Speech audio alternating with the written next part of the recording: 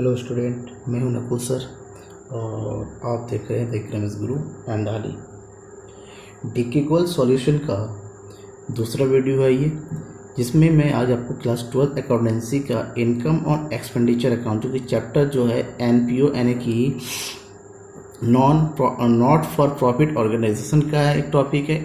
Income और expenditure account कैसे बनाते इसके बारे में बताऊंगा। क्वेश्चन नंबर 2 है जो कि पेज नंबर 1.72 है, यानी कि जो बुक है बुक का पेज नंबर 1.72 में आपको ये वाला क्वेश्चन मिल जाएगा जो एक्सरसाइज में दिया हुआ है प्रैक्टिकल क्वेश्चंस, उसका क्वेश्चन नंबर 2 बताऊंगा। तो इनकम और एक्सपेंडिचर अकाउंट बनाने से पहले इसके कुछ रूल्स जान लेना आपके लिए ज़रूरी है। सब्सक्राइब कर लीजिए मेरे चैनल को और शेयर कीजिए ज़्यादा से ज़्यादा, बेल आइकन को दबा दीजिए और वीडियो को लास्ट तक देखिए। तो इनकम और एक्सपेंडिचर अकाउंट बनाने से पहले कुछ रूल ये जानना है कि इनकम और एक्सपेंडिचर अकाउंट हमेशा जो है रिसीप्ट एंड पेमेंट्स अकाउंट के बाद बनता है, इसके बाद ही बनता है इनकम एंड एक्सपेंडिचर अकाउंट। दूसरी बात ये ध्यान में रखना है कि रिसीट एंड पेमेंट में क्या आता है, बैलेंस ब्रॉट डाउन और नीचे आता है बैलेंस कैरिड डाउन, जबकि इनकम एंड एक्सपेंडिचर में बैलेंस शो नहीं किया जाता, ये शो नहीं होता है। यानी कि बैलेंस ब्रॉट डाउन और बैलेंस कैरिड डाउन को इनकम और एक्सपेंडिचर में नहीं दिखाते हैं। नंबर 3, इनकम और एक्सपेंडिचर अकाउंट में सबसे इम्पोर्टेंट चीज़ है, इसमें केवल और केवल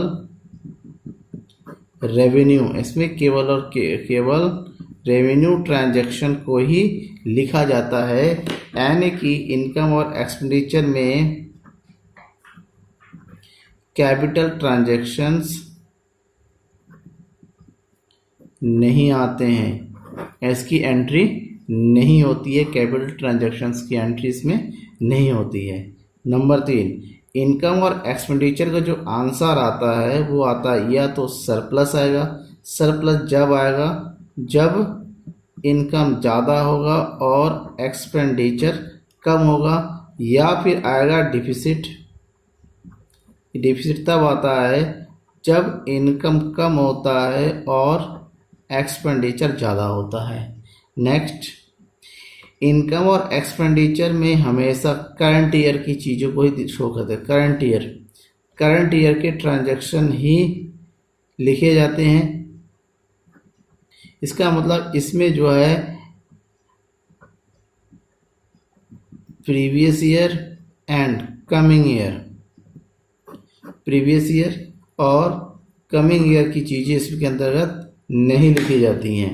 ये आपको ध्यान में रखने वाली बात है। तो ये कुछ बेसिक्स पॉइंट है जो आपको ध्यान में रखना है। एक और पॉइंट ध्यान में रखना है कि इनकम और एक्सपेंडिचर अकाउंट में जो है आउटस्टैंडिंग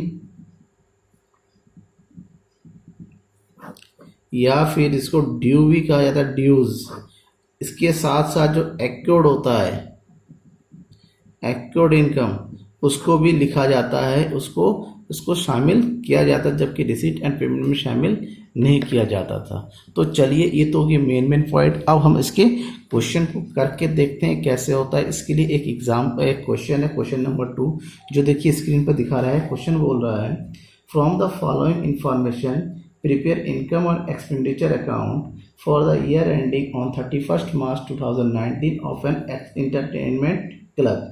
रिसिप्ट दिया हुआ है और पेमेंट दे रखा है। रिसिप्ट में कैश बैलेंस दे रखा है, लाइव मेंबरशिप फीस है, लॉकर्स रेंट है, एंट्रेंस फीस है, सब्सक्रिप्शंस दे रखे हैं 3 साल के, प्रीवियस ईयर का, करंट ईयर के 18-19 का है और एडवांस भी है 19-20 का 11,600। डोनेशन फॉर स्विमिंग पूल है, इंटरेस्ट है, मिसलेनियस इनकम है और इनकम फ्रॉम एडवर्टीजमेंट है।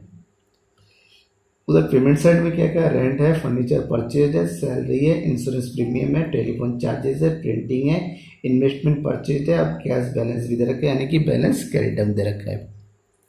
अब जैसा कि मैंने कहा है कि रिसीप्ट एंड पेमेंट में सारी चीज़ें आती थी, अब हमें जो है इनकम और एक्सपेंडिचर में केवल और केवल रेवेन्यू की चीज़ें ही एंटर करनी है, रेवेन्यू की चीज़ें ही हमें शामिल करनी है।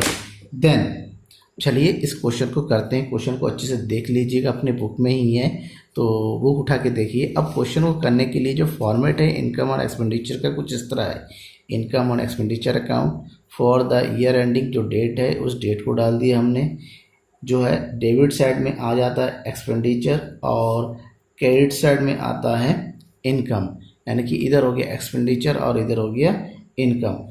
अब दूसरी एक चीज़ आपको ध्यान ये रखना है कि जो रिसिप्ट साइड का जो रिसिप्ट्स होता है वो इनकम में आता है, इधर रिसिप्ट लिखेंगे, और पेमेंट साइड में के जो पेमेंट्स होते हैं वो एक्सपेंडिचर साइड में शो होते हैं, लेकिन सारे नहीं, केवल और रेवेन्यू। चलिए क्वेश्चन को करते हैं। सबसे पहले दे रखा है रिसिप्ट साइड में आते हैं, कैश बैलेंस इसमें शो नहीं होता है। लाइफ मेंबरशिप फीस कैपिटल माना जाता है, ये कैपिटल होता है, क्यों? क्योंकि ये लाइफ टाइम में एक ही बार मिलता है। देन उसकी एंट्री हम जो है इनकम और एक्सपेंडिचर में नहीं करते हैं। दूसरा लॉकर रेंट 22,000, तो सब लॉकर रेंट्स आ जाएगा इनकम साइड में। लॉकर्स रेंट पॉइंट को ध्यान से समझिएगा, क्योंकि आगे आने वाले क्वेश्चंस में आपके लिए बहुत ज़्यादा फायदा होगा। लॉकर रेंट्स हमने एंटर कर दिया। फिर है entrance fees, entrance fees revenue होता है। देन इसमें आ जाएगा एंट्रेंस फीस, ये दिया हुआ एंट्रेंस फीस 5,700। उसके बाद दिया हुआ आपका सब्सक्रिप्शन,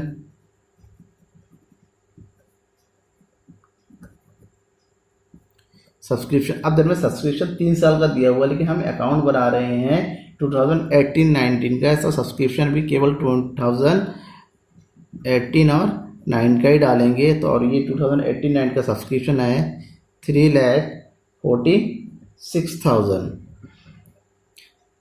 उसके बाद डोनेशन फॉर स्विमिंग पूल, किसी स्पेशल पर्पज के लिए दिया गया डोनेशन जो है इनकम और एक्सपेंडिचर में शो नहीं आता है, उसको डायरेक्ट बैलेंस शीट के लायबिलिटी साइड में शो करते हैं। Then donation for swimming pool 2 lakh rupees यहाँ पर एंटर नहीं होगा। उसके जस्ट नीचे दिया हुआ इंटरेस्ट आ जाएगा, इसमें इंटरेस्ट दिया हुआ है 15,000।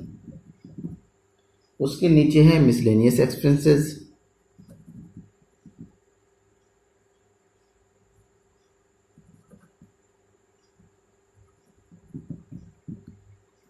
इनकम है, ये मिसलेनियस इनकम का, और ये दे रखा है 700 रुपीज। और सबसे लास्ट में दे रखा है इनकम फ्रॉम एडवर्टीजमेंट। बस आपको पहचानना है कि कैपिटल इनकम कौन सा है और रेवेन्यू इनकम कौन सा है। Life membership fees capital income होता है। उसके अलावा नोट में अगर दिया हुआ है कि ये सब चीज़ें वो है, और स्पेशल पर्पज के लिए दिया गया डोनेशन जैसे बिल्डिंग के लिए, किसी भी चीज़ के लिए, देन वो भी कैपिटल होता है। नॉर्मल डोनेशन जो है वो इस तरह आता है। अब हम एक्सपेंडिचर साइड में आते हैं। एक्सपेंडिचर साइड में सबसे पहले दिया हुआ रेंट 48,000। नेक्स्ट दे रखा है फर्नीचर परचेज, फर्नीचर एसेट्स है, और एसेट जो है कैपिटल एक्सपेंसेस है, देन इसमें नहीं आएगा। दूसरा है सैलरी 2,40,000।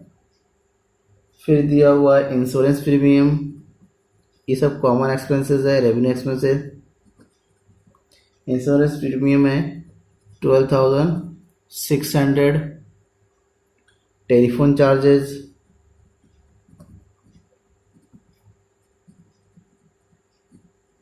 टेलीफोन चार्ज दे रखा है 18,200। प्रिंटिंग 4,100।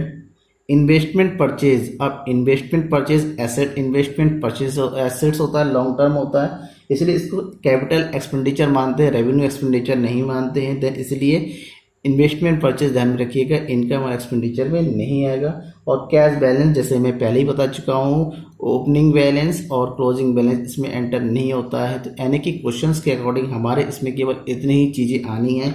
अब हमारा काम है दोनों साइड का टोटल करना।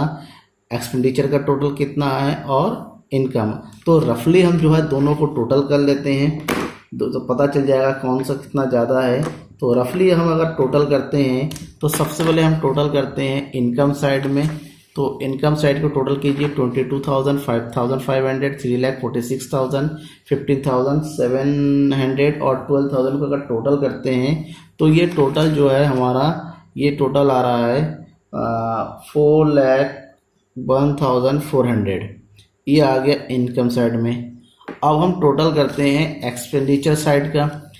48,000, 2,40,000, 12,600, 18,200, 4,100 और इसका जो टोटल आ रहा है वो टोटल आ रहा है एक्सपेंडिचर साइड का जो टोटल है वो है 3,22,900।